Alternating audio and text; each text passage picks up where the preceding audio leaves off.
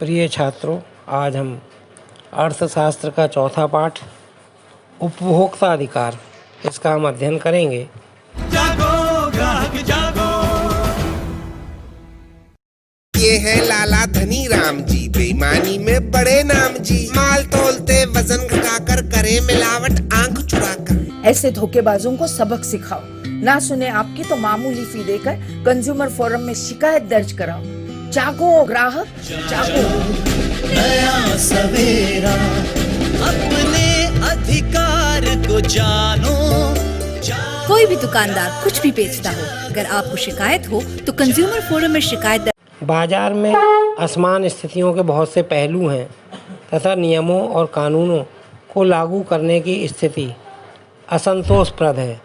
इसलिए नए उपभोक्ता को वास्तविकता से परिचित कराने के लिए और उपभोक्ता आंदोलन में भाग लेने हेतु प्रोत्साहित करने की आवश्यकता है।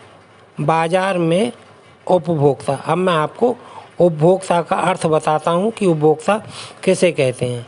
किसी सामान या सेवा के अंतिम उपयोगकर्ता को उपभोक्ता कहते हैं। बाजार में उत्पादक एवं उपभोक्ता दोनों ही रूपों में मानव की भागीदारी होती है। व्यक्ति वस्तुओं और सेवाओं के उत्पादक के रूप में कृषि, उद्योग या सेवा जैसे क्षेत्रों में कार्यरत हो सकते हैं। संयुक्त राष्ट्र संघ ने 1985 में उपभोक्ताओं की सुरक्षा के लिए सुव्यवस्थित दिशा निर्देशों को मान्यता प्रदान की। वर्तमान में उपभोक्ता इंटरनेशनल 225 संस्थाओं का एक संरक्षक बन गया है।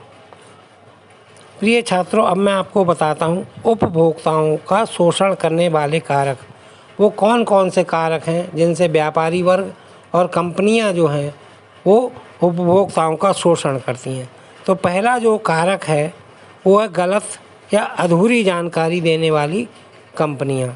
दूसरा, मिलावटी और अशुद्ध खाद्य पदार्थों की बिक्री, मिलावटी और अशुद्ध खाद्य पदार्थों की बिक्री। तीसरा, जो हमारे इलेक्ट्रॉनिक उत्पाद होते हैं, जो हमारे इलेक्ट्रॉनिक सामान होते हैं, उनमें उचित सुरक्षा मानदंडों की कमी। चौथा, घटिया उत्पादों को बेचना। पाँचवा, असंतोषजनक बिक्री सेवाएं और अशिष्ट व्यवहार। और छठा जो है और अंतिम जो है वो भ्रामक विज्ञापन। उपभोक्ता आंदोलन, भारत में सामाजिक बल के रूप में उपभोक्ता आंदोलन का उदय अनैतिक और अनुचित व्यावसायिक कार्यों से उपभोक्ताओं के हितों की रक्षा करने और प्रोत्साहित करने की आवश्यकता के साथ हुआ। अब उपभोक्ता शिकायत केंद्र, भारत में उपभोक्ता आंदोलनों ने विभिन्न संगठनों के निर्माण में पहल की है, जिन्हें सामान्यतः उपभोक्ता अदालत या उपभोक्ता संरक्षण परिषद के नाम से जाना जाता है। उपभोक्ता संरक्षण अधिनियम 1986, जिसे संक्षेप में कोपरा भी कहते हैं, कंज्यूमर प्रोटेक्शन एक्ट 24 दिसंबर 1986 को उपभोक्ता संरक्षण अधिनियम पारित हुआ, जो कोपरा के नाम से प्रसिद्ध है। इसीलिए ये दिन भारत में राष्ट्रीय उपभोक्ता दिवस के रूप में, ये जो 24 दिसंबर है वो भारत में राष्ट्रीय उपभोक्ता दिवस के रूप में मनाया जाता है।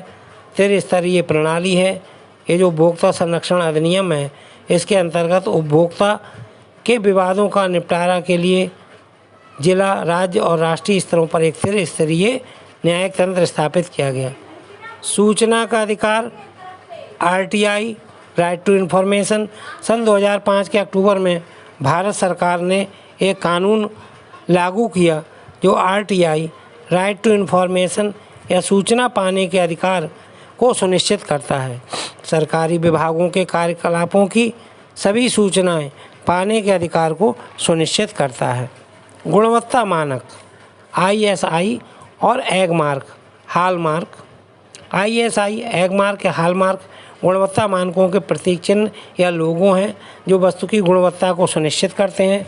ऐसे संगठन जो कि अनुवीक्षण तथा प्रमाण पत्रों को निर्गत करते हैं, उत्पादकों को उनके द्वारा श्रेष्ठ गुणवत्ता पालन करने की स्थिति में लोगो का प्रयोग करने की अनुमति देते हैं। उपभोक्ता के अधिकार, उपभोक्ताओं के 6 अधिकार हैं और वो अधिकार इस प्रकार हैं। पहला, सुरक्षा का अधिकार। दूसरा, सूचित होने का अधिकार। तीसरा, चुनने का अधिकार। चौथा, सूचना का अधिकार। पाँचवा, निवारण का अधिकार। और छठा, प्रतिनिधि का अधिकार। उपभोक्ता आंदोलन आगे ले जाना। उपभोक्ता आंदोलन के कारण भारत में 700 से भी अधिक उपभोक्ता समूह हैं, जिनमें से 20-25 ही अपने कार्यों के लिए पूर्ण संगठित और मान्यता प्राप्त हैं। अब उपभोक्ता आंदोलन के साथ समस्याएं। पहली समस्या ये है कि जो उपभोक्ता की जो समस्याएं, उपभोक्ता निवारण प्रक्रिया जटिल, व्ययसाध्य और समय सिद्ध हो रही है। ये जटिल भी है, इसमें खर्चा भी बहुत अधिक है और इसमें काफ़ी समय भी लगता है। दूसरा, उपलब्ध कानून उपभोक्ता की नुकसान भरपाई के मामले में अधिक स्पष्ट नहीं है। और तीसरा, उपभोक्ता निवारण के लिए अदालत की कार्रवाई लेती है। और इस प्रकार ये पाठ आपका उपभोक्ता अधिकार मैंने आपको समझाया, बताया। और अंत में आपका गृहकार में 6 प्रश्न।